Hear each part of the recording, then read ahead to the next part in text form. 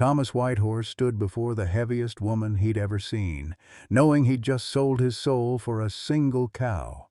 But when Margaret Stormcloud turned that brass key in the bedroom door, he realized he had no idea what he'd actually agreed to. The click of the lock wasn't freedom. It was a trap. Pastor Windwalker's Bible crashed to the floor outside their window, his weathered hands trembling as he pressed his face against the glass. The wedding guests scattered like startled cattle, their celebration turning to whispered prayers and frantic speculation. Thomas's calloused fingers traced the faded photograph of his father in his vest pocket, remembering the morning they'd found him hanging in the barn, the same morning the water stopped flowing. Now, here he was, locked in with a stranger who clutched a worn medical bag like a weapon. "We need to talk, Thomas Whitehorse." Margaret's voice cut through the silence like a scalpel. What had Victoria Blackhorse orchestrated? And why did his new wife's eyes hold the same haunted look as his father's final photograph? Leave a like and share your thoughts in the comments along with the city you're watching from now. Let's continue with the story. The drought had been merciless for 3 months, turning Thomas Whitehorse's once proud ranch into a graveyard of cracked earth and bleached bones. Where 100 head of cattle once grazed on his father's land, only 3 skeletal survivors remained, their ribs showing through hide stretched tight as drumheads. The morning sun beat down on 500 acres of inheritance turned to dust, each ray a reminder of dreams dying slower than his livestock. Thomas stood in the doorway of the barn where his father had taken his final breath 2 years ago, the rope marks still visible on the support beam above. The bank notice crumpled in his pocket felt heavier than any burden he'd ever carried. 30 days to pay $1,200 or lose everything the Whitehorse name had built over 3 generations. His calloused hands shook as he counted and recounted the pathetic sum in his leather pouch, $47.16. Not enough to buy feed for a week, let alone save a legacy. Margaret Stormcloud had lived 27 years knowing the weight of society's cruel judgment. At 240 pounds, she moved through the world like a ship navigating hostile waters, every glance from townspeople a reminder that women like her weren't meant for love, only for pity or mockery. Her aunt's house had become a prison of whispered complaints and constant reminders that she was nothing but a burden, an unmarriageable spinster, whose only value lay in the strong back she used for endless chores. But Margaret carried secrets in her worn medical bag that would have shocked the very people who dismissed her. Years of studying stolen medical texts by candlelight had taught her more about healing than most trained doctors knew. She could set bones, deliver calves, and diagnose illnesses that baffled men with fancy diplomas. Her gentle hands had saved more animals in the territory than anyone suspected, though she was forced to work in shadows, her gender making her knowledge worthless in the eyes of the law. Victoria Blackhorse owned the only functioning well for 50 miles, her vast ranch thriving while her neighbors withered. At 52, she commanded respect through fear, her cold gray eyes holding secrets that had died with her husband Samuel 3 years prior. When she appeared at Thomas's door with her proposition, she spoke with the authority of someone who had never heard the word no. "Marry Margaret Stormcloud and I'll give you my prize Holstein cow," Victoria had said, her gold teeth glinting in the harsh afternoon light. "Bessie's worth more than your entire spread, boy. She's pregnant, due to calve in spring. 1 cow becomes 2, 2 become 4.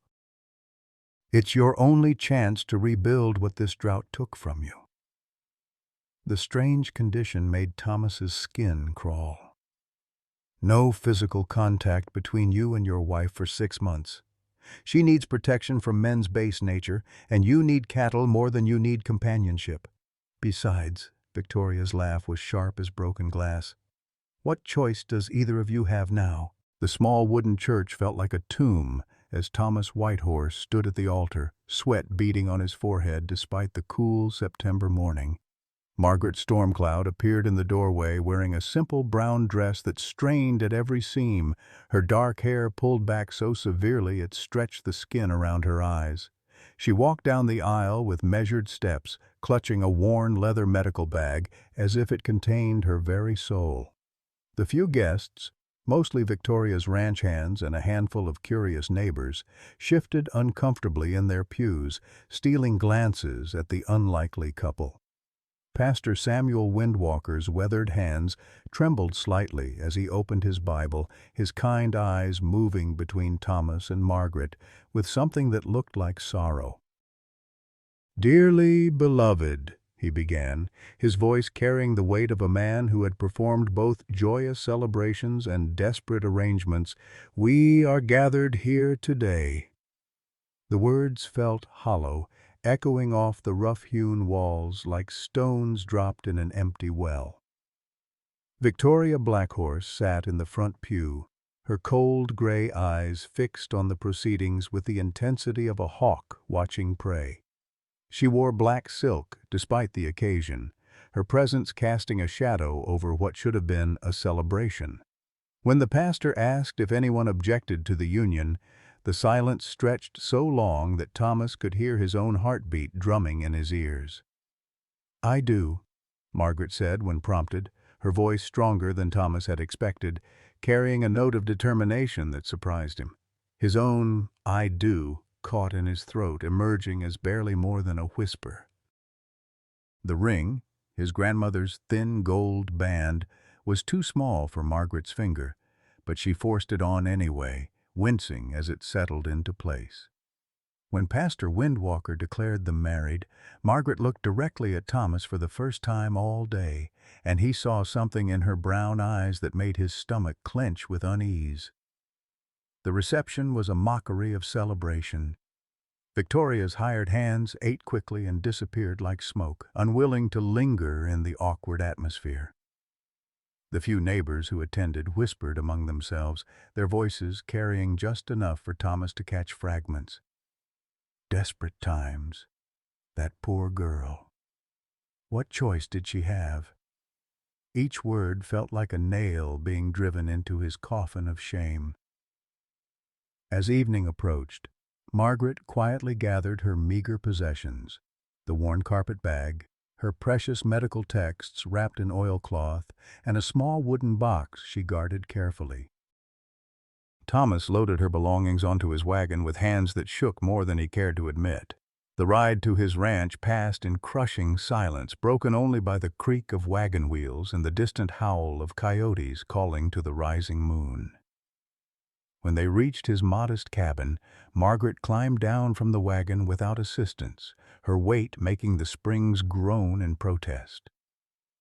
Thomas carried her bags inside, setting them carefully in the bedroom that had been his alone for 29 years.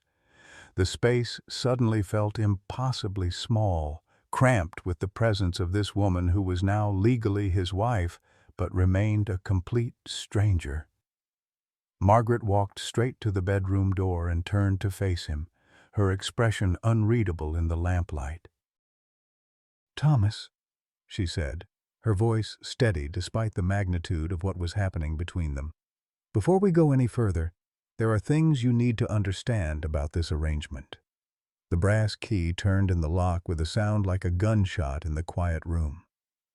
Thomas stared at the door, his hand frozen on the handle as the reality of his situation crashed over him like a cold wave. The single candle on the nightstand cast dancing shadows across Margaret's face, making her expression impossible to read. "What are you doing?" he asked, trying to keep his voice steady while his heart hammered against his ribs like a caged bird. Margaret didn't answer immediately. Instead, she moved to the window and pulled the curtain shut, blocking out the moonlight that had been their only witness. When she turned back to face him, something in her posture had shifted completely. The submissive woman from the church ceremony was gone, replaced by someone with steel in her spine and fire in her eyes. "Sit down," she said firmly. gesturing to the edge of the bed with an authority that made Thomas's knees weak. He felt a chill run down his spine as he sank onto the quilt his mother had sewn 20 years ago. "Margaret, unlock that door right now." "My name," she said, opening her carpetbag and pulling out what looked like official papers, "isn't really Margaret Stormcloud." The documents rustled in her hands like autumn leaves. "And this marriage isn't what you think it is." The words hit Thomas like a physical blow, leaving him breathless and confused in equal measure. Outside, storm clouds gathered on the horizon, and somewhere in the distance his 3 remaining cattle lowed mournfully in the darkness. Thomas stared at the woman who claimed not to be his wife, his mind reeling like a Mustang caught in barbed wire. The papers in her hands rustled with each trembling breath she took, and in the flickering candlelight he could see they bore official seals and signatures that looked disturbingly authentic. "What do you mean your name isn't Margaret?" he whispered, his voice barely audible above the wind beginning to howl outside their cabin. She set the documents on the small wooden table beside the bed, her movements deliberate and careful.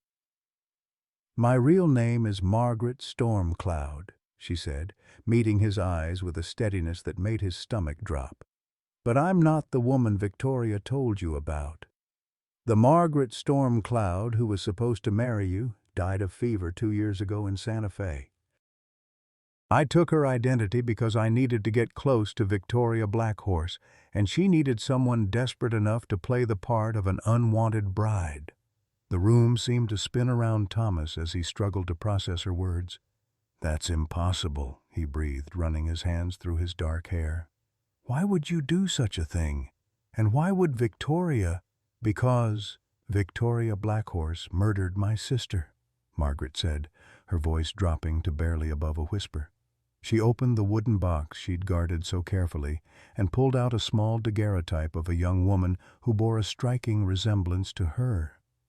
Sarah Moonfeather worked as a maid in Victoria's house 3 years ago. She discovered something that Victoria couldn't let become public knowledge. Thomas leaned forward, studying the photograph of a beautiful young woman with kind eyes and a gentle smile. "What did she discover?" Margaret's hands shook as she set the picture carefully on the table. "She found evidence that Victoria's husband Samuel didn't die of a heart attack like everyone believes. She found the poison bottle hidden in Victoria's jewelry box, along with letters proving that Samuel was planning to sell the water rights to a mining company from back east. That water would have made them rich, but it would have destroyed every ranch in the territory." The weight of her revelation settled on Thomas's shoulders like a yoke made of lead. "You're saying Victoria killed her own husband?" "I'm saying Victoria saved every rancher in this territory from losing their livelihood," Margaret replied, her voice carrying a note of grudging respect. "But when Sarah threatened to expose her, Victoria couldn't take the risk. She made it look like an accident, a fall from her horse while riding alone. But I know the truth. I saw the bruises on Sarah's arms that were too perfectly spaced to be from a fall." Thomas stood up slowly, his legs unsteady beneath him. "And you think I'm going to help you get revenge?" "I don't need your help getting revenge," Margaret said firmly, reaching into her medical bag and pulling out a small glass vial filled with clear liquid. "I need your help ensuring justice is served. Victoria Blackhorse has gotten away with murder once. I won't let her do it again." The sight of the vial made Thomas's blood run cold. "Margaret, whatever you're planning—" "Justice," she interrupted, her brown eyes blazing with determination. "I'm planning justice for my sister, for your father, and for every person Victoria has destroyed in her quest for power and control." Thomas's head snapped up. "What do you know about my father?" Margaret's expression softened slightly, and for the first time since she'd locked the door, Thomas saw genuine compassion in her eyes. "Your father didn't kill himself, Thomas. I've seen the signs of the same poison that killed Samuel Ashford." The yellowed fingernails, the way his body was positioned, the fact that he supposedly hanged himself with a rope that was too new and too clean. Someone wanted his death to look like suicide, but they made mistakes. The room felt like it was closing in around Thomas as memories of that terrible morning 2 years ago came flooding back. He remembered finding his father's body, remembered the sheriff's quick pronouncement of suicide, remembered the whispers and pitying looks from neighbors who believed his father had been too weak to face his failures. Why would Victoria kill my father? Because your father's land sits on top of the largest underground river in the territory, Margaret explained, unrolling one of the documents from her bag. These are surveys your father commissioned secretly before he died. He discovered that the water table runs directly under your property and continues for miles. With that water, the mining companies could set up operations that would bring in millions of dollars. Your father refused to sell, so Victoria arranged for Samuel to handle the problem. Thomas sank back onto the bed, his mind struggling to process the enormity of what she was telling him. But if Samuel is dead, Victoria inherited everything, including the contracts and agreements Samuel had made with the mining company, Margaret continued. She's been playing a longer game, waiting for the right moment to claim your land legally. This drought isn't natural, Thomas. Someone has been damming the river upstream, forcing the water table down so your wells would run dry. The pieces began falling into place with horrible clarity. The marriage, Thomas said slowly.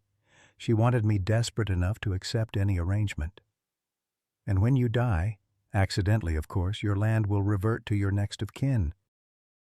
Since you have no family left, and your new wife has no legal claim to property in the territory, everything will go to auction. Victoria will buy it for pennies on the dollar and finally have complete control of the water rights. Thomas felt a chill that had nothing to do with the October wind rattling the windows. You're saying she plans to kill me too? Margaret nodded grimly. That's why I'm here. My sister died trying to expose Victoria's crimes. I won't let her death be meaningless. She held up the vial again, and Thomas could see her hands were steadier now, her resolve strengthening with each word she spoke. But I won't let Victoria claim another innocent life either.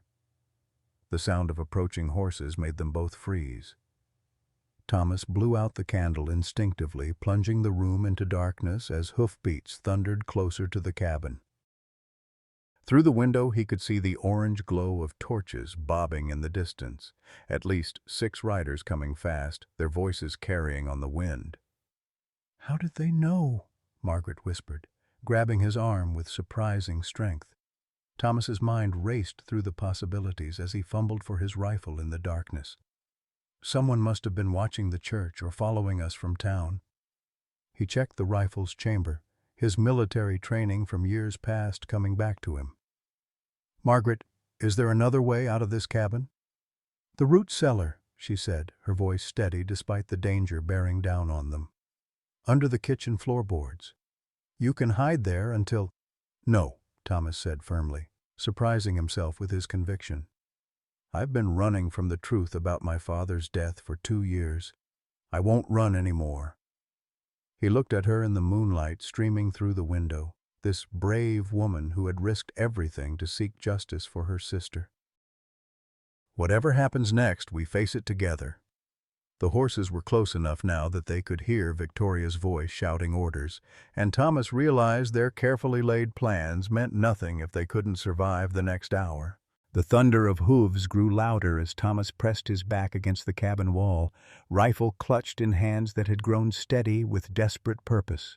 Through the window he could see Victoria Blackhorse sitting tall in her saddle, torch held high like a weapon of judgment, her face twisted with rage that made her look like a demon risen from hell itself. 5 armed men flanked her, their rifles glinting in the firelight. And Thomas recognized them as the meanest gun hands money could buy in the territory. "Thomas Whitehorse!" Victoria's voice boomed across the yard, carrying the authority of someone who had never been denied anything she wanted. I know what you and that woman have been planning. Come out now, and we might let you live long enough to explain yourselves to the territorial marshal." Margaret moved beside him in the darkness, her breathing shallow but controlled. "There's something you need to know," she whispered urgently. "That vial I showed you, it's not poison. It's colored water with salt. I've been planning this confrontation for months, but not the way you think." Thomas turned to stare at her, confusion mixing with the adrenaline coursing through his veins. "What are you talking about?" "I've been working with the territorial marshal's office," Margaret breathed, pulling a badge from her medical bag that gleamed silver even in the dim light. "Sarah wasn't just my sister. She was a federal investigator. When she died, I took over her case. Everything I told you about Victoria is true. But we're not here for revenge. We're here for justice." The revelation hit Thomas like a physical blow, but before he could respond, the sound of splintering wood announced that Victoria's men were kicking in the front door. "Federal investigation?" he hissed, trying to process this new layer of deception. "The mining company Victoria's been working with has been poisoning water sources across 3 territories," Margaret explained rapidly as boots thundered through the main room. "They kill the ranchers, buy the land cheap, then restore the water flow for their operations. Your father wasn't the first, and he won't be the last, unless we stop this tonight." Thomas heard the men spreading out through his cabin, their spurs jangling like death bells as they searched room by room. "How many federal agents are coming?" "None," Margaret admitted, her voice barely audible. "The local marshal is on Victoria's payroll.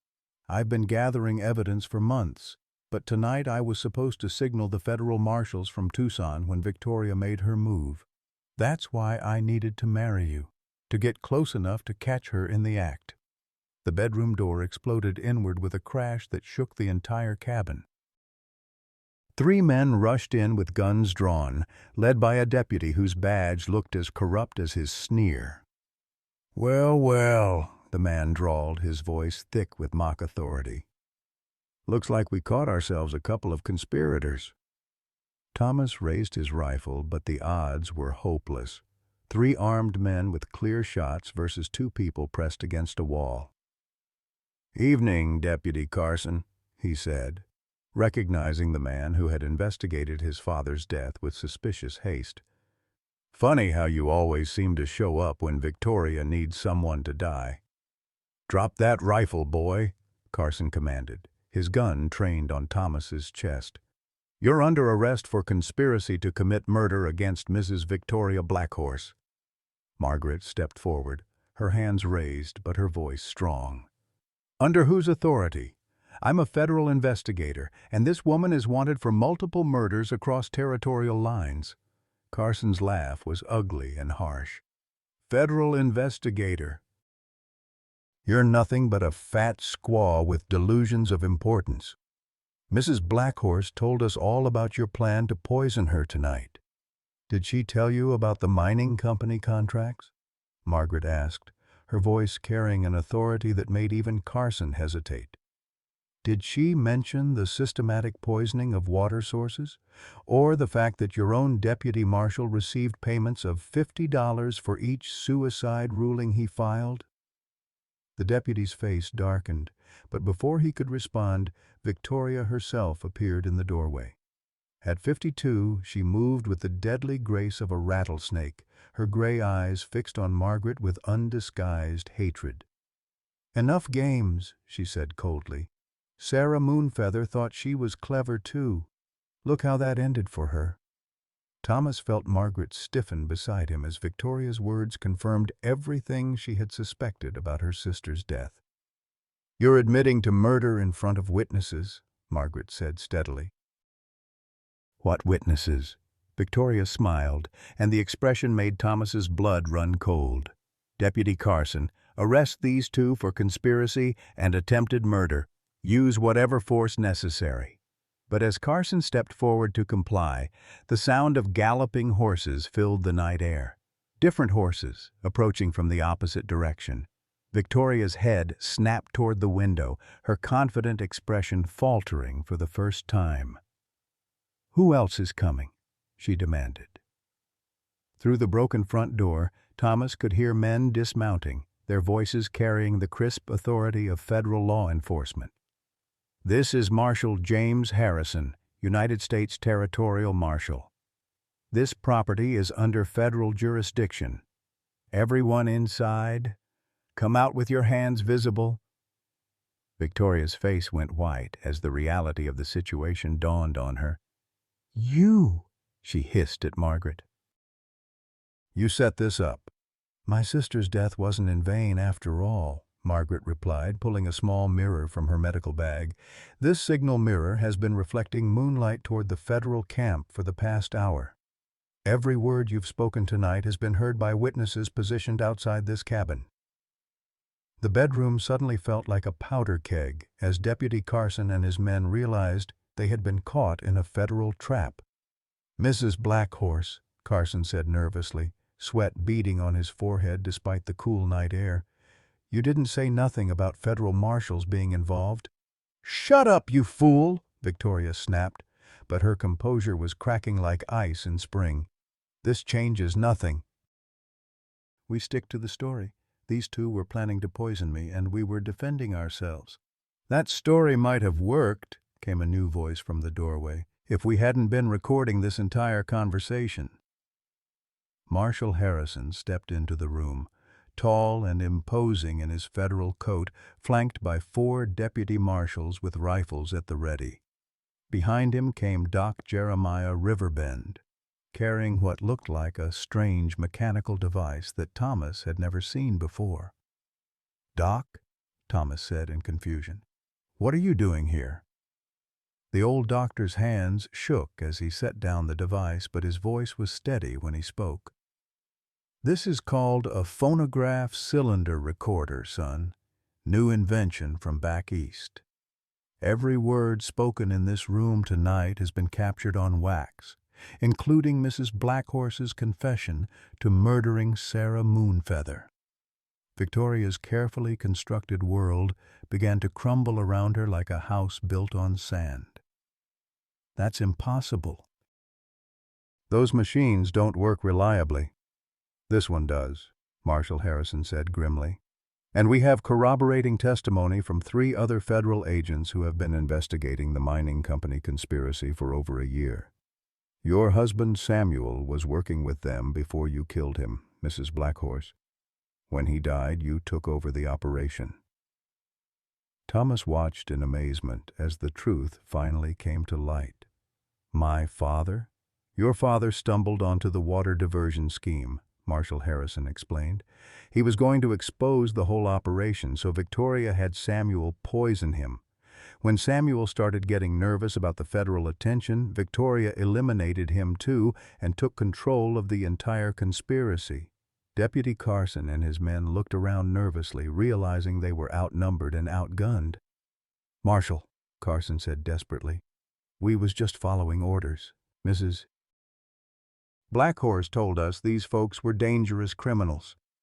"Deputy Carson," Marshal Harrison said with disgust, "you're under arrest for conspiracy, murder, and accepting bribes from criminal organizations. The territorial governor will be very interested in your activities." Victoria stood in the center of the room like a cornered animal, her gray eyes darting between the federal marshals and the evidence that surrounded her. "You have no proof of anything," she said, but her voice lacked its earlier confidence. "The word of a disgraced rancher and a woman pretending to be a federal agent means nothing." Margaret reached into her medical bag one final time and pulled out a leather portfolio that bore official federal seals. "Actually, Mrs. Blackhorse, I am Agent Margaret Stormcloud, Federal Bureau of Investigation, Western Division. I've been undercover for 6 months gathering evidence on your operation." Thomas stared at his wife, his real wife, as it turned out, with a mixture of admiration and bewilderment. "The marriage is legally binding," Margaret said softly, meeting his eyes for the first time since the marshals had arrived. That part wasn't part of the investigation, Thomas. That was personal. The room fell silent except for the sound of handcuffs clicking as the federal marshal secured Victoria and her men. Thomas realized that everything he thought he knew about the past 3 hours had been wrong, but somehow, in the midst of all the deception and danger, something real had grown between him and the woman who had risked everything to bring justice to their community. "What happens now?" Thomas asked Marshal Harrison as they led Victoria toward the door. "Now we finish dismantling this conspiracy," the marshal replied. "The mining company has operations in 4 territories, and they've been responsible for at least 30 suspicious deaths. Your wife's investigation has given us everything we need to shut them down permanently." Victoria paused in the doorway, her hands cuffed behind her back, and turned to look at Thomas and Margaret one final time. "You think you've won something," she said bitterly, "but you have no idea what forces you're dealing with. The mining company has connections in Washington, money to buy judges and politicians. This isn't over." "Yes, it is," Margaret said firmly. "My sister died believing that justice was impossible in this territory. Tonight proves she was wrong." As the federal marshals led their prisoners out into the night, Thomas and Margaret found themselves alone in the wreckage of the bedroom, surrounded by broken furniture and the lingering smell of gunpowder. The silence stretched between them, heavy with everything that had happened and everything that remained unsaid. "So," Thomas said finally, "my wife is a federal agent who married me to catch a murderer." "Your wife," Margaret corrected gently, "is a woman who found something worth fighting for in the middle of the most important case of her career." Thomas looked at her, really looked at her, for the first time since their wedding ceremony. Past the deception and the danger, past the strange circumstances of their meeting, he saw a woman of incredible courage and determination, someone who had risked her life to seek justice for people she had never met. "What happens to us now?" he asked. Margaret set down her badge and moved closer to him, her brown eyes soft in the moonlight streaming through the broken window. "I don't know," she admitted. "This investigation will probably take months to fully resolve. The federal government will want detailed testimony, and there will be trials." "That's not what I meant," Thomas said quietly. She nodded, understanding. "I know. I don't have an answer for that either. 6 hours ago, you married a stranger for a cow. Now you're married to a federal agent who's been lying to you since the moment we met." "Not about everything," Thomas said, surprising himself with his certainty. "When you looked at me during the ceremony, when you bandaged my hands earlier, when you stood beside me tonight ready to face whatever came through that door, that wasn't an act." Margaret's eyes filled with tears she had been holding back all evening. "No," she whispered. "That wasn't an act." Outside, they could hear the federal marshals organizing their prisoners and preparing for the long ride back to Tucson. The immediate danger had passed, but Thomas realized that in many ways, the most difficult part was just beginning. They had been thrust together by circumstances beyond their control, bound by lies and deception, but somewhere in the chaos of the evening, something genuine had taken root between them. The first light of dawn crept through the shattered window of Thomas's cabin, illuminating the chaos left by the night's confrontation. Broken furniture lay scattered across the floor like the remnants of a tornado, and the acrid smell of gunpowder still hung in the air. Thomas sat on the edge of his bed, still clutching his rifle, watching Margaret as she methodically gathered the evidence that had been strewn about during the federal marshal's arrest of Victoria and her men. "I keep thinking I'm going to wake up and find this was all some fever dream," Thomas said, his voice hoarse from exhaustion and shock. 6 hours ago, I was a desperate rancher trading my dignity for a cow. Now I'm married to a federal agent who just brought down the most powerful woman in the territory." Margaret paused in her work, a stack of official documents in her hands. I know this is overwhelming, Thomas. If you want an annulment, do you? He interrupted, the question hanging between them like smoke from an extinguished candle. She met his eyes, and he saw something vulnerable there that hadn't been visible during the night's dangerous theater. No, she said quietly, but I'm not sure what I want matters anymore. Everything between us started with deception. Before Thomas could respond, the sound of approaching horses made them both tense. But this time, the rider came alone and slowly, calling out his identity before he reached the cabin. "Thomas, it's Doc Riverbend. Mind if an old man comes in for some coffee?" Thomas looked at Margaret, who nodded and tucked her federal badge back into her medical bag. "Come on in, Doc," Thomas called. "Though I'm afraid the coffee pot took a bullet during the excitement." Doc Jeremiah Riverbend appeared in the doorway, his weathered face creased with concern and something that looked like shame. He carried his medical bag in one hand and a bottle of whiskey in the other, though Thomas noticed his hands weren't shaking for once. "Figured you both might need tending after a night like that," he said, setting down his supplies. "We're not hurt, Doc," Thomas said, though he realized that wasn't entirely true. The wounds from the night's revelations went deeper than any bullet could reach.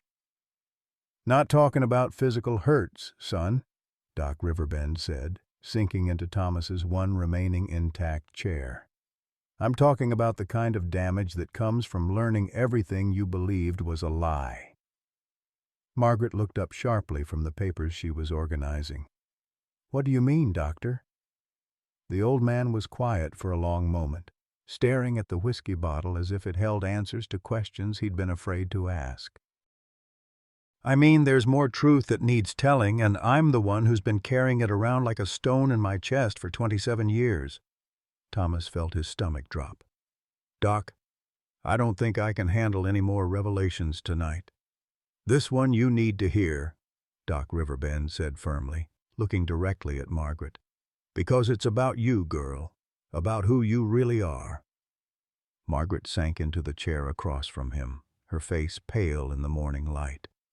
"I know who I am, Doctor. I'm Agent Margaret Stormcloud, Federal Bureau of Investigation." "That's what you do," Doc said gently, "not who you are." He reached into his medical bag and pulled out a daguerreotype that had been carefully preserved behind glass. "This is your mother, Margaret. Her name was Rebecca Moonfeather, and she was the finest woman I ever knew." Margaret took the photograph with trembling hands, studying the face of a beautiful young woman who bore an unmistakable resemblance to both her and her sister, Sarah. "I don't understand. My mother died when I was born. The midwife said she bled to death because I was too big, too difficult." "Your mother died because she was trying to protect you," Doc interrupted, his voice heavy with 27 years of guilt. "And because I was too much of a coward to claim you as my daughter." The words hit the cabin like thunder, leaving both Thomas and Margaret speechless. Margaret stared at the old doctor, searching his face for any sign that this was another cruel deception. "You're saying you're my father?" "I'm saying I loved your mother more than life itself, but I was already married to a woman back east who wouldn't give me a divorce," Doc said, tears streaming down his weathered cheeks. "Rebecca knew our love was forbidden, but she wouldn't let me provide for you publicly because it would have ruined both our reputations. When she died in childbirth, I wanted to take you in, raise you as my own, but her sister insisted it would be scandalous." Thomas watched this revelation unfold, understanding beginning to dawn on him. "That's why you've been drinking yourself to death for 20 years. 27 years, Doc corrected. "Ever since the day I let my daughter grow up, thinking she was unwanted and unloved, when the truth was, she was the most precious thing in my world." Margaret's hands shook as she set down the photograph. "All these years I thought I was cursed, that my very existence had killed my mother, that I was too big, too ugly, too much trouble for anyone to love. Your mother's last words were about how beautiful you were, Doc said, his voice breaking. She made me promise to watch over you, to protect you from afar. When you started teaching yourself medicine from my old textbooks, I knew you had inherited not just her beauty, but her brilliance too. You knew about my medical studies? Girl, where do you think those advanced texts kept appearing from? I've been leaving books for you to find for 15 years, hoping you'd become the doctor this territory desperately needs. Doc Riverbend stood up slowly, his aged body protesting after the long night. And when you joined the federal investigation to avenge Sarah, I knew you had her courage too. Thomas felt something shift in his chest as he watched Margaret absorb this life-changing information. Here was a woman who had spent her entire life believing she was unwanted, fighting for justice for others, while convinced she deserved nothing for herself. Margaret, he said softly, you have a father who's been loving you from a distance your whole life. And you have a husband who's been falling in love with you since the moment you locked that door and showed him you were brave enough to fight for what's right, Doc added, surprising them both with his perceptiveness. Margaret looked between the two men, her brown eyes bright with unshed tears. I don't know how to process all of this. 6 months ago, I was just a spinster living with her aunt, convinced I'd never matter to anyone. Now I'm a federal agent, a married woman, and someone's daughter. You're also the woman who brought down the most dangerous criminal conspiracy this territory has ever seen, Thomas said, moving closer to her. You're the woman who risked everything to get justice for your sister and my father. You're the woman who saved God knows how many ranchers from being murdered for their land. And you're the woman I should have been proud to call my daughter from the day you were born, Doc Riverbend added, if you'll let an old fool try to make up for 27 years of cowardice. The cabin fell silent except for the morning breeze whistling through the broken window. Margaret stood slowly, walked to Doc Riverbend, and wrapped her arms around him in an embrace that seemed to heal something broken in both of them. I always wondered why the best medical books in the territory kept appearing where I could find them, she whispered. Your mother would be so proud of the woman you've become, Doc said, holding his daughter for the first time since the day she was born. Thomas watched this reunion with a mixture of joy and uncertainty. The federal investigation would require Margaret's presence in Tucson for months, possibly years. Their marriage might have been born from necessity and deception, but what had grown between them felt real and precious. The question was whether it was strong enough to survive the truth. What happens now? Thomas asked, echoing the question that had haunted him since the marshals left. Margaret pulled away from her father and turned to face Thomas, her expression more open and vulnerable than he had ever seen it. Now we figure out if two people who met under impossible circumstances can build something real together. The federal government will want my testimony about the mining company conspiracy, she continued. There will be trials, probably lasting months. I'll have to travel to Washington, testify before congressional committees. It's not the life of a rancher's wife. Maybe not, Thomas said, stepping closer to her, but it's the life of Margaret Stormcloud, federal agent and the bravest woman I've ever met. And if she'll have me, I'd like to be part of that life, wherever it leads. Doc Riverbend cleared his throat. If I might make a suggestion, he said, this old cabin's going to need rebuilding after last night's excitement. Maybe it's time to build something bigger, something that could house a family and maybe serve as a medical practice for the territory's first licensed female physician. Margaret's eyes widened. You think I could actually practice medicine openly? Girl, you just helped the federal government solve the biggest case in territorial history, Doc said with pride. I think you can do anything you set your mind to. Thomas reached for Margaret's hand, and this time she didn't pull away.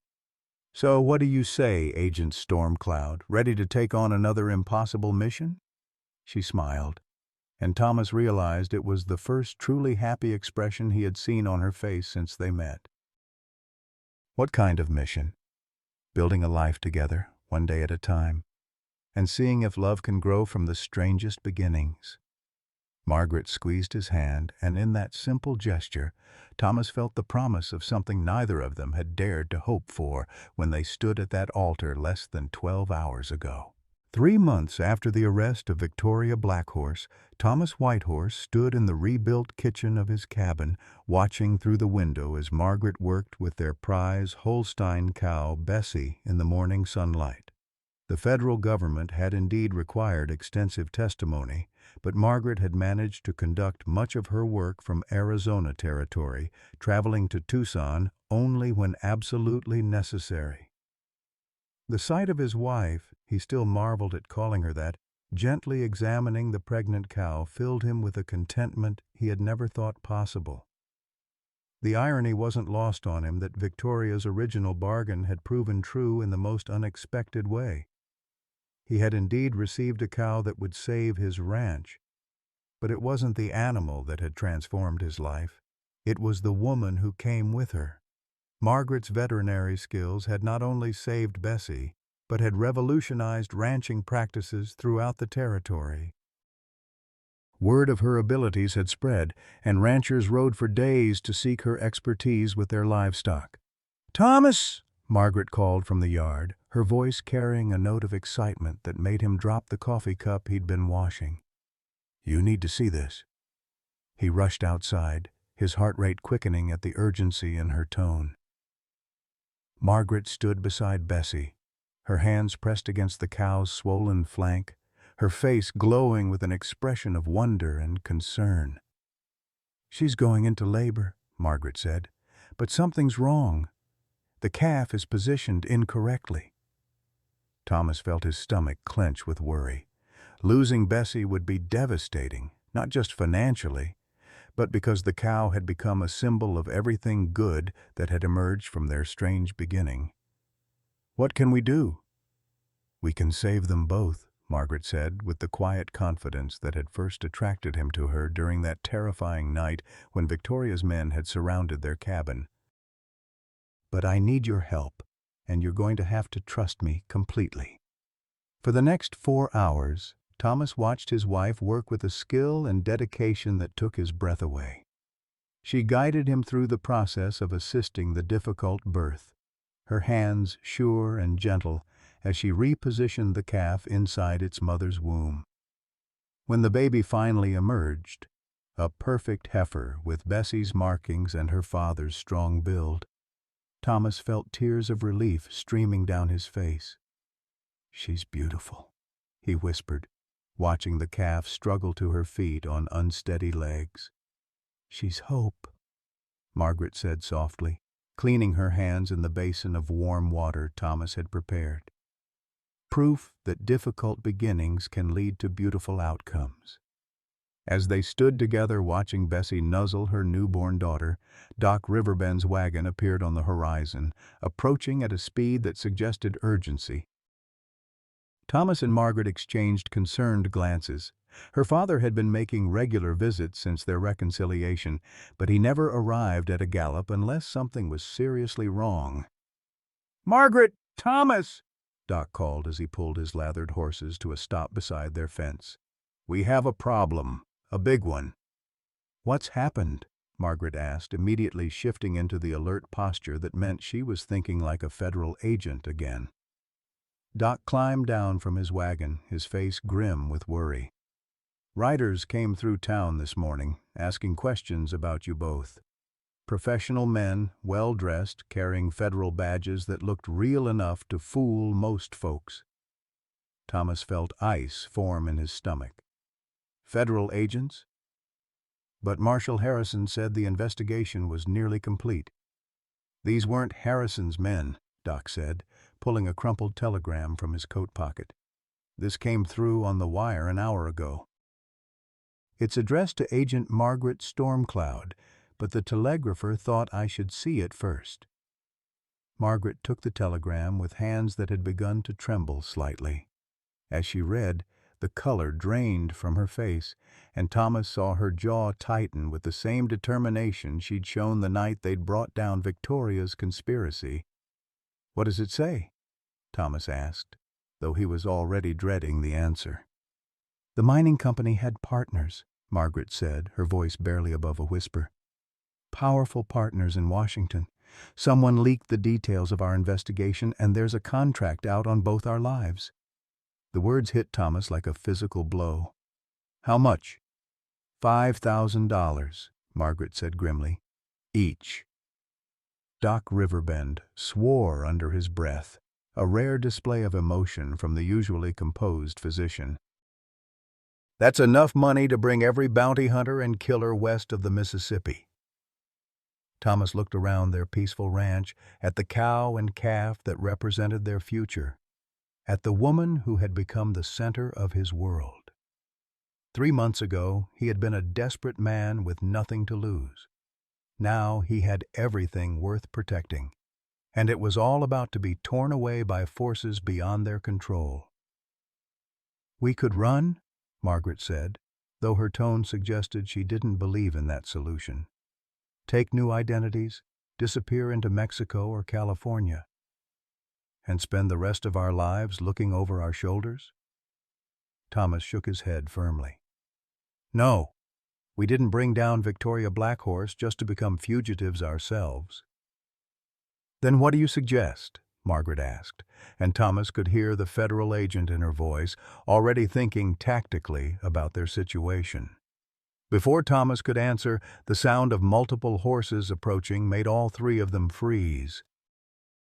But these riders weren't trying to hide their approach. They came openly, carrying a white flag of truce, their leader calling out his identity while still hundreds of yards away. "That's Marshal Harrison," Margaret said with relief, recognizing the voice.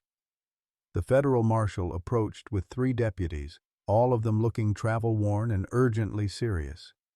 "Agent Stormcloud, Mr. Whitehorse," Harrison said as he dismounted. "We need to talk, and we don't have much time." "We heard about the bounty," Thomas said grimly. "The bounty's the least of our problems," Harrison replied, his expression grave. "The mining company conspiracy goes deeper than we thought. We've discovered connections to territorial officials, federal judges, even senators in Washington. Your investigation didn't just expose a local criminal enterprise, it uncovered corruption that reaches the highest levels of government." Margaret stepped forward, her federal training taking over despite the personal danger. "What do you need from us?" "Your testimony before a congressional committee," Harrison said, "in person in Washington. It's the only way to expose the full scope of the conspiracy and protect other territories from the same fate that almost befell Arizona." "How long?" Thomas asked, already knowing he wouldn't like the answer. 6 months, minimum, Harrison admitted. "Maybe longer, depending on how many trials result from the investigation." Thomas felt his carefully rebuilt world beginning to crumble again. 6 months in Washington meant leaving the ranch, leaving Bessie and her calf, leaving everything they had worked to build together. "And the bounty hunters? We'll keep coming until every corrupt official involved in this conspiracy is behind bars," Harrison said bluntly. "Your only protection is to help us finish what you started." Margaret was quiet for a long moment, studying the faces of the federal marshals, weighing their options with the analytical mind that had made her such an effective investigator. "If we go to Washington," she said finally, "what guarantee do we have that we'll survive long enough to testify?" "None," Harrison admitted. "But if you stay here, you're sitting ducks. In Washington, at least we can provide federal protection." Thomas looked at his wife, seeing the internal struggle playing out across her expressive features. She had already sacrificed so much for justice. Her safety, her anonymity, the quiet life she might have built as a territorial doctor. Now the government was asking her to sacrifice even more. "There's another consideration," Doc Riverbend said quietly. "If Margaret goes to Washington and testifies before Congress, she'll become the most famous female federal agent in the country. The publicity alone will make it impossible for anyone to harm her without triggering a national investigation. And it will open doors for other women who want to serve in law enforcement, Margaret added, understanding dawning in her eyes. Sarah died believing that women would never be allowed to seek justice on equal terms with men. This could change that.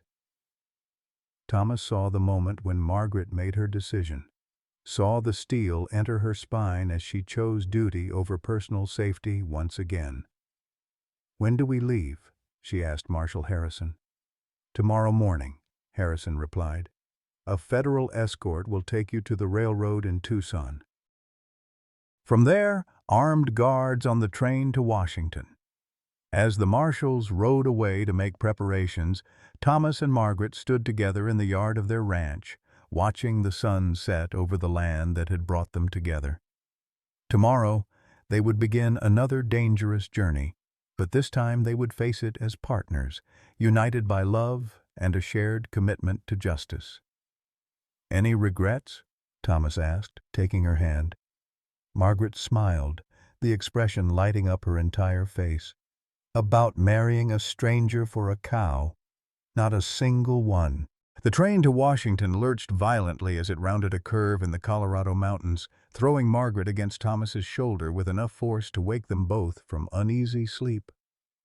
Through the window of their private compartment, the November landscape rushed past in a blur of snow-covered peaks and dark pine forests, beautiful but alien to eyes accustomed to Arizona's desert vistas. They had been traveling for 3 days, accompanied by 4 federal marshals who took shifts guarding their car, and the confined space was beginning to feel more like a prison than protection. "How much farther?" Margaret asked, rubbing her neck where it had kinked against the hard seat. The luxury of a private compartment hadn't extended to comfortable sleeping arrangements, and both of them were feeling the effects of restless nights punctuated by the constant vigilance their situation demanded. Thomas consulted the railroad schedule Marshal Harrison had given them before departure. "Another day and a half if we don't hit any more delays," he said, though his voice carried little confidence. They had already been forced to change trains twice due to security concerns that the marshals refused to explain in detail. Margaret stood carefully, her legs unsteady from the train's constant motion, and moved to the window. The mountain wilderness stretching in all directions should have been comforting. Surely no bounty hunters could threaten them in such isolation, but instead it made her feel vulnerable and exposed. "Thomas, what if we're making a mistake? What if testifying in Washington just makes us bigger targets?" Before Thomas could answer, a soft knock on their compartment door made them both freeze. "Agent Stormcloud?" came the voice of Marshal Davies, one of their federal escorts. "We need to speak with you immediately." Thomas opened the door to find not just Davies but all 4 marshals crowded in the narrow corridor, their faces grim with news that clearly wasn't good. "What's happened?" Thomas asked, though he was already bracing for another crisis. "We just received a telegram at the last station," Davies said, holding up a yellow Western Union form. "There's been an attempt on Doc Riverbend's life back in Arizona. He survived, but barely." Margaret felt the world tilt around her as the implications hit her. "They're targeting anyone connected to us," she whispered, sinking back onto the compartment's bench seat. "My father, is he going to be all right?" "The telegram says he's stable but critical," Davies replied. "He's been moved to the military hospital in Tucson for protection." Thomas moved beside Margaret, his arm going around her shoulders as he felt her begin to tremble. "Who else are they going after?" "Pastor Windwalker has disappeared from his church," Marshal Davies continued grimly. "His congregation found signs of a struggle, but no body. We have to assume he's either dead or being held to draw you out." The compartment fell silent except for the rhythmic clacking of train wheels over steel rails. Margaret stared out the window at the rushing landscape, her mind racing through the implications of this escalation.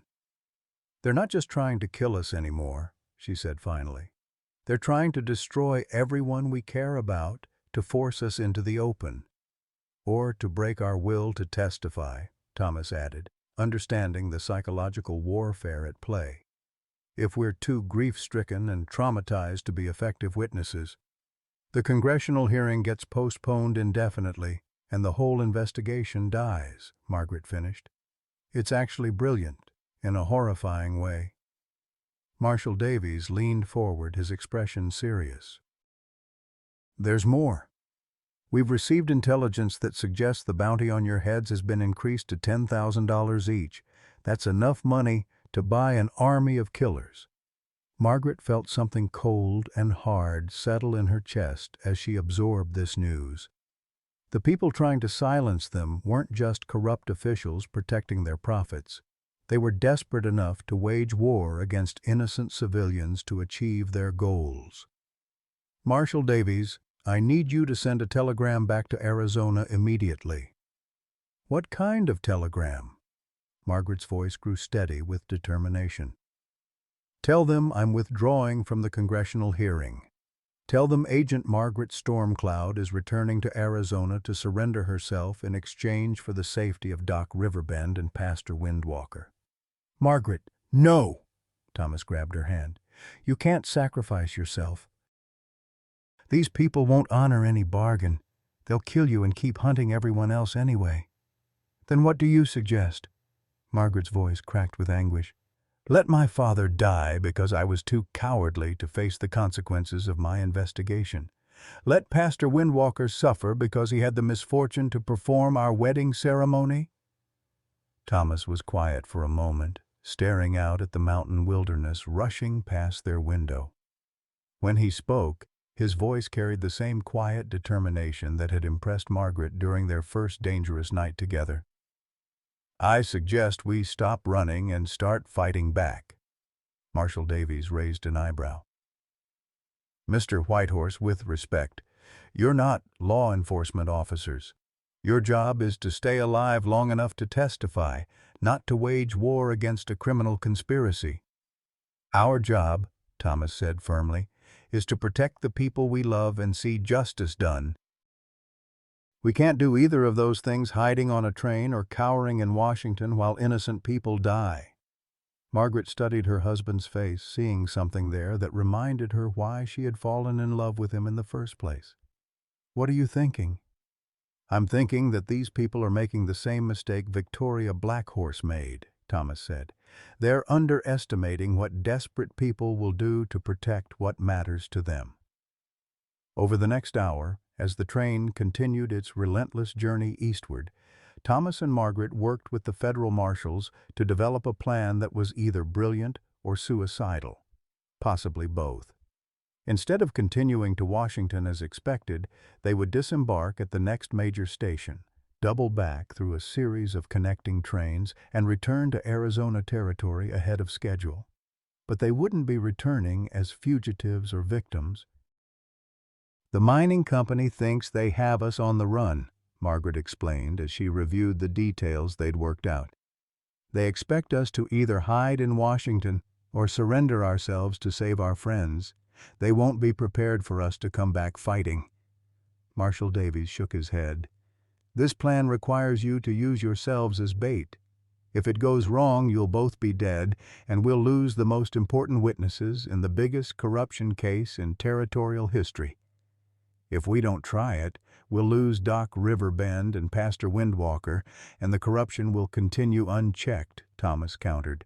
At least this way, we have a chance to end it all. The train began to slow as they approached the depot in Denver, and Margaret felt her heart rate increase with the knowledge that they were about to step off the relative safety of federal protection and into the most dangerous gamble of their lives. Marshal, I need you to send one more telegram before we leave this train. To whom?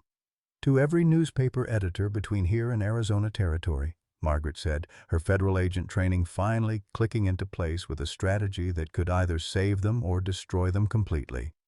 Tell them that Agent Margaret Stormcloud will be holding a public press conference in Phoenix in 3 days' time, revealing the full scope of the mining company conspiracy and naming every corrupt official involved. Thomas stared at his wife with a mixture of admiration and terror. "Margaret, if you do that, every killer in the territory will be waiting for you in Phoenix." "Exactly," she replied, her brown eyes blazing with determination. "And every honest lawman, every newspaper reporter, and every citizen who's been victimized by this conspiracy will be watching to see what happens. It's impossible to commit murder in front of hundreds of witnesses and a dozen reporters. It's also impossible to survive if even one of those killers gets lucky," Marshal Davies pointed out. Margaret stood as the train shuddered to a complete stop in Denver's rail yard, steam hissing from the engine as passengers began disembarking for the scheduled break. "Marshal Davies, my sister died alone and in secret, with no one to witness her murder or demand justice for her death. I won't let that happen to anyone else." Thomas gathered their few belongings, his mind already racing ahead to the dozens of details they would need to coordinate to survive the next week. "If we're going to do this, we need more than just newspaper coverage. We need allies in Arizona, people who can help us stay alive long enough to expose the truth." "I may have an idea about that," Margaret said, a smile playing at the corners of her mouth for the first time since they'd received news of the attacks on their friends. "Doc Riverbend isn't the only person in Arizona Territory who's been waiting 27 years for the chance to help his daughter." As they stepped off the train into the crisp November air of Colorado, Thomas realized that his wife had just transformed them from hunted fugitives into hunters themselves. The next few days would determine whether their love story would end in triumph or tragedy. But for the first time since leaving Arizona, Thomas felt something that had been missing throughout their desperate flight eastward. He felt hope. The morning sun blazed overhead as Thomas and Margaret stood hand in hand on the steps of the Arizona Territorial Capitol in Phoenix, facing a crowd of nearly 300 people who had gathered for what newspapers across the territory had dubbed the most important press conference in Western history. 6 months after their desperate flight to Washington, they had returned not as fugitives, but as conquerors, their testimony having exposed corruption, reaching the highest levels of government, and resulting in the arrest of 17 federal officials, 4 territorial judges, and dozens of mining company executives. Margaret wore a simple blue dress that Doc Riverbend had insisted was the same color as her mother's favorite gown. And her father stood beside her now, his hand steady for the first time in 27 years as he prepared to introduce his daughter to the territory she had helped save. Pastor Samuel Windwalker, rescued unharmed after a harrowing week in captivity, offered a prayer of thanksgiving that brought tears to eyes throughout the assembled crowd. "Ladies and gentlemen," Margaret began, her voice carrying clearly across the plaza, "6 months ago, I stood in this same spot as Agent Margaret Stormcloud of the Federal Bureau of Investigation. Today, I stand here as Dr. Margaret Whitehorse, the territory's first licensed female physician, and I'm proud to announce that the conspiracy that threatened to destroy Arizona Territory has been completely dismantled." The crowd erupted in cheers that echoed off the Capitol building's sandstone walls.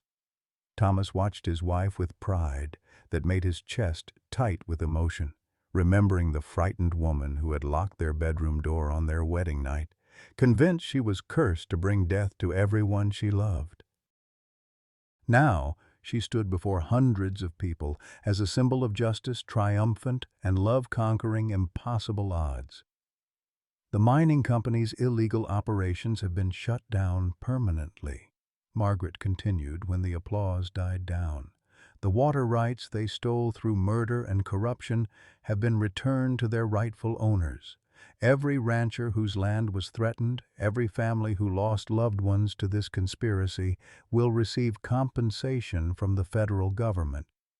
Doc Riverbend stepped forward, his voice stronger than Thomas had heard it in years. "My daughter has shown us all that justice delayed isn't justice denied, as long as good people are willing to fight for what's right.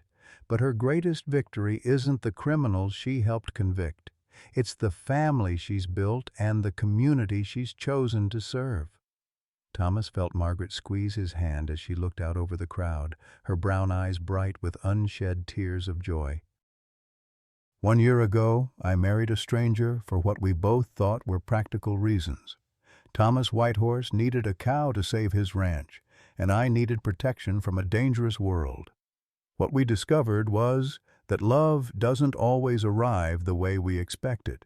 Sometimes it comes disguised as necessity and reveals itself through shared courage. The crowd had grown completely silent, hanging on every word as Margaret shared the personal side of their extraordinary story.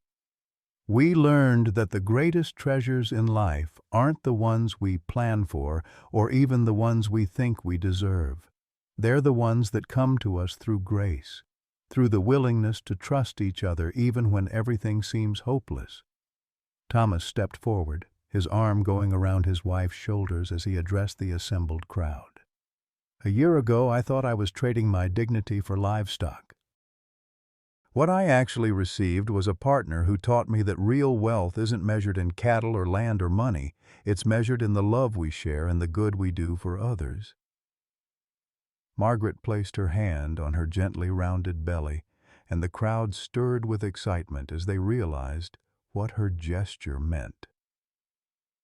Thomas and I are pleased to announce that Arizona Territory's future will include a new generation of white horses due to arrive this spring.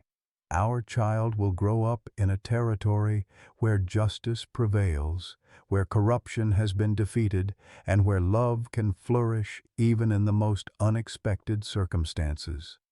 As the crowd erupted in celebration once more, Thomas reflected on the incredible journey that had brought them to this moment.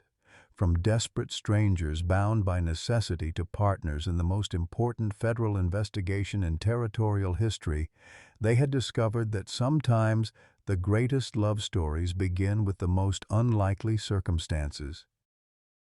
Pastor Windwalker raised his hands to quiet the crowd for a final blessing.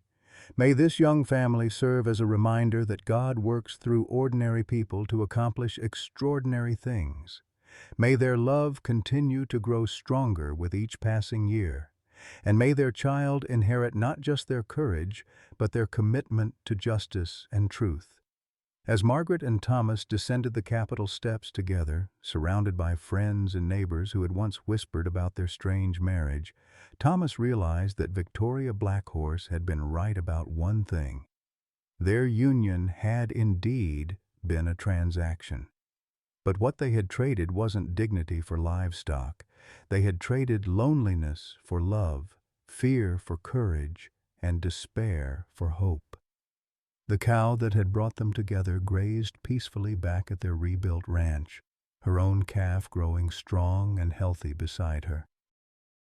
But the real treasure they had gained was walking beside him now, carrying their future in her gentle hands and his heart in her keeping. Sometimes, Thomas thought, as they climbed into the wagon that would take them home, the most beautiful love stories begin with the most practical arrangements. Sometimes the most beautiful chapters of our lives begin when we think the story is over. Thomas and Margaret's journey reminds us that love doesn't always arrive wrapped in the package we expect. Sometimes it comes disguised as necessity, survival, or even desperation. At an age when society told them their best days were behind them, they discovered that courage, compassion, and the willingness to trust again can transform the most unlikely circumstances into extraordinary blessings. Their story speaks to every one of us who has ever felt overlooked, undervalued, or convinced that meaningful connection is a young person's game. Margaret, dismissed by society as an unmarriageable spinster, became a pioneering doctor and federal agent. Thomas, a failed rancher facing ruin, found not just financial salvation, but a love deeper than anything he dared imagine. They prove that our greatest adventures often begin not despite our age and circumstances, but because of the wisdom, resilience, and depth that come with having lived. Sometimes what looks like an ending is actually a beginning in disguise, and the most profound love stories are written by those who have learned that real worth isn't measured by youth or conventional beauty, but by the courage to keep our hearts open to unexpected grace. Share your story. Have you ever discovered that what seemed like a setback or compromise led to unexpected happiness? What moment in your later years surprised you with its potential for new beginnings?